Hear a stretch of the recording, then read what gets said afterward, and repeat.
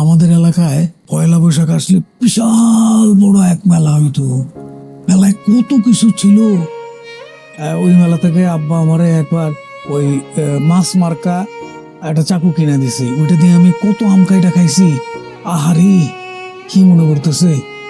ইস, জানো মো, হঠাৎ করে না আমার দাদার খুব বুকে ব্যথা হইলো।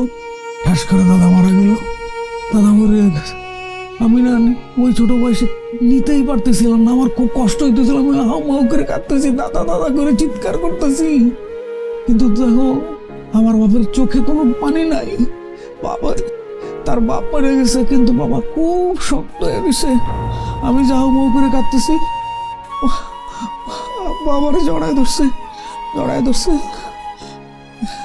তার বাবা মরে গেছে গা। আর ছেলের কষ্ট হইবে তাই সে আমারও জড়াই ধরে।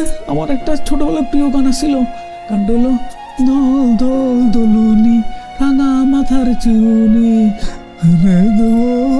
থেকে মান তুমি করোনা দোল দোল দোলনি। আচ্ছা, আম্মা কই? আমার খুব আবার চেহারা মনে করতেছে, খুব আবার দেখতে ইচ্ছা করতেছে। আম্মা কই? ঘুমাবা চলো। না, এরা কই গেছি? অফিস আছে না তোমার? অফিসে আছে, কিন্তু এখানে কই গেছে? আম্মা